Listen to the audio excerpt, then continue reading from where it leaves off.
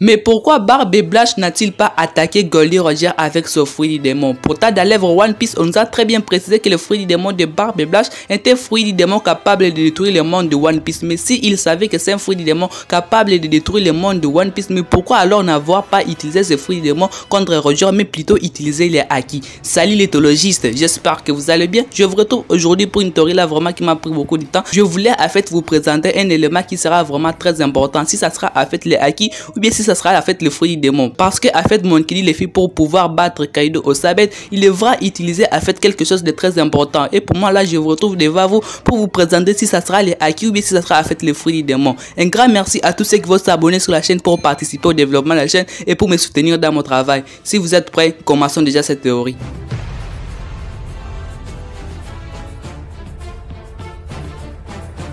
Shanks le Roux, le maître de l'Haki du roi. Shanks le Roux a vraiment réussi à nous démontrer à tout le monde, vraiment dans le monde de One Piece, qu'aujourd'hui vraiment qu'il possède le Haki du roi le plus puissant dans One Piece. Il est arrivé en fait à arrêter Kaido. Je me demande d'ailleurs comment a-t-il fait pour réussir à arrêter Kaido. Regardez toutes les complications que Kaido nous cause aujourd'hui, mais lui il a réussi à faire cela qu'à quelques minutes. Il a réussi à calmer Kaido. Mais comment a-t-il fait? Pour moi je pense qu'il a dû utiliser les Haki. Il a dû utiliser vraiment cet Haki qui lui a permis de pouvoir mettre Kaido sous terre. Il a utilisé les Haki pour pouvoir démontrer à Kaido sa véritable puissance. Ça nous expliquerait alors pourquoi Kaido l'a-t-il cité parmi les hommes les plus forts aujourd'hui dans One Piece. Il nous a d'ailleurs montré son Haki quand il est arrivé sur Marineford. Quand il est arrivé à Marineford, Kobe ne pouvait pas réussir à supporter la présence de Shanks. Il est tombé directement dans les pommes. Akainu qui se prenait un peu pour le boss, il a commencé à transpirer comme s'il a vu vraiment quelque chose de très terrifiant. Sengoku aussi qui a cédé au caprice de Shanks le Roux.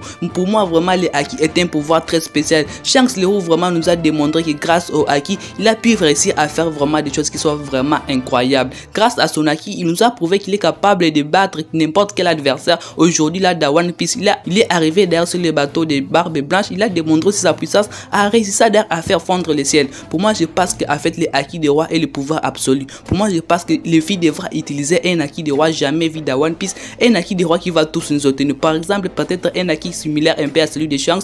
Moi je pense que Luffy va pouvoir utiliser un Haki vraiment qui sera très spécial aujourd'hui là dans l'arc Wano Kuni. Pour moi je pense que le Haki de roi que Luffy va devoir éveiller contre Kaido, ça sera en fait un Haki qui peut peut-être nous rappeler le combat Kaido versus Shanks le Roux. On n'a jamais eu en fait des formations à ce qui concerne ce combat. Il serait temps si l'auteur pouvait en fait nous donner certaines informations à ce qui concerne ce combat. Pourquoi? Parce que en fait aujourd'hui là nous sommes toujours en train d'attendre cette information là. Comment Shanks a pu le faire? Je suis sûr vraiment l'auteur va très bien nous régaler car ça va nous prouver vraiment que Shanks est l'homme le plus puissant aujourd'hui là dans l'œuvre One Piece. Parce que en fait ce que Shanks a réussi à faire à quelques minutes, Luffy est en train de prendre vraiment beaucoup de temps pour réussir à le faire. Alors pour moi ça sera vraiment très intéressant car l'auteur va pouvoir nous dévoiler vraiment ce combat. Comment Shanks a-t-il fait? Maintenant là on a parlé du Haki, il est temps vraiment de passer au fruit du démon.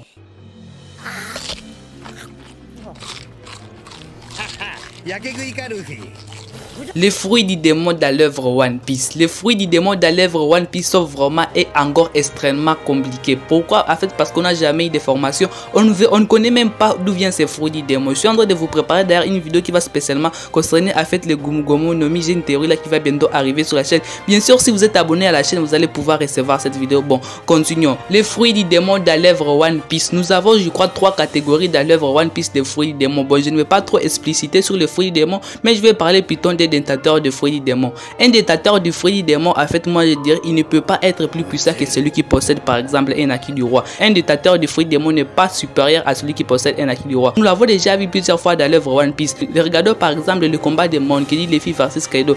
Pendant ce combat, Monkey D. Luffy n'a pas utilisé le flux royal pour réussir à blesser Kaido ou pour réussir à frapper Kaido. Pourtant, Kaido lui utilisait le flux du royal. Il utilisait ce flux que Luffy ne pouvait pas voir. C'est pour cela d'ailleurs tous les coups que Luffy a dû donner à Kaido pendant ce combat n'ont rien fait à Kaido, tout simplement. Pourquoi? Parce que en fait Kaido protégeait sa peau avec le flux du royal. Mais lorsque Kaido a juste frappé Luffy un seul coup, regardez comment on a vraiment one shot Luffy seulement avec le flux du royal. Alors moi je pense qu'en fait le flux du royal est l'élément majeur. Le flux du royal vraiment fera quelque chose de très important versus Kaido. Bon moi je dirais aussi que Luffy pourra aussi combiner les deux, tout comme Yamato aussi a réussi à combiner les deux. Aujourd'hui là Yamato a réussi d'ailleurs à faire tomber Kaido tout simplement. Pourquoi? Parce qu'il a réussi en fait à combiner le flux royal et son fruit démon. Mélangeant les le 2, elle a pu réussir à faire vraiment quelque chose, une combinaison je crois parfaite pour réussir à faire tomber derrière Kaido. Alors moi je pense que Monkey D. Luffy devra vraiment utiliser les Haki de Roi et il devra en fait y ajouter en fait quelque chose de très spécial. Il devra en fait utiliser en fait ce fruit du démon. Oui, les Haki de Roi jouera vraiment un rôle très important, mais le fruit du démon sera là pour